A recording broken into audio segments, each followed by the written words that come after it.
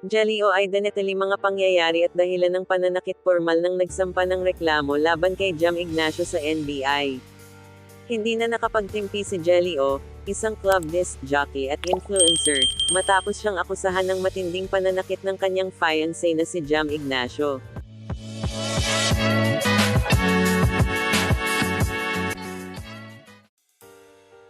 Matapos ang insidente ng pambubugbog, humingi na siya ng tulong sa National Bureau of Investigation, NBI, noong Biyernes 14 ng Pebrero taong 2025. Sa kanyang panayam matapos makapaghain ng reklamo, emosyonal na ibinahagi ni Jelly ang kanyang naging karanasan sa kamay ng lalaking minahal niya. Ayon kay Jelly, nagsimula ang lahat sa matinding selos ni Jam Ignacio. Sobrang seloso po kasi kahit maliit na bagay talagang pinapalaki na. Kahit po sa work ko, pag may kumakaway sa akin sa gig. Dagdag pa niya, lumala ang galit at selos ni Jam hanggang sa umabot sa pisikal na pananakit. Mula sa simpleng away, nauwi ito sa bugbugan mismo sa loob ng sasakyan.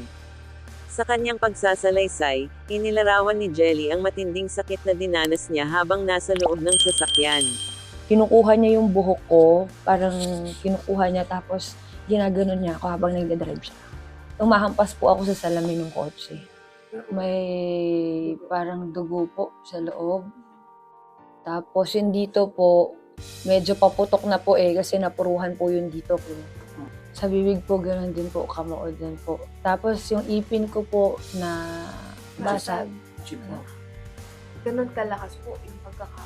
Opo, kaya ito po, nakatahi na po.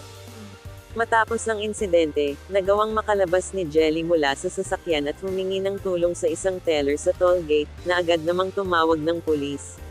Ngayon, matapos ang 2 araw ng pananahimik, tuluyan nang nagsampa ng reklamo si Jelly sa NBI upang papanagutin si Jam sa kanyang ginawa. So gusto ko lang, Jam, harapin mo yung ginawa mo sa akin. Kasama ng kanyang pamilya at abogado, handa na si Jelly na ailaban ang kanyang kaso upang makamit ang hustisya. Ang pangyayaring ito ay isang malaking paalala sa lahat ng nasa abusive relationships. Huwag manahimik at lumaban para sa iyong kaligtasan.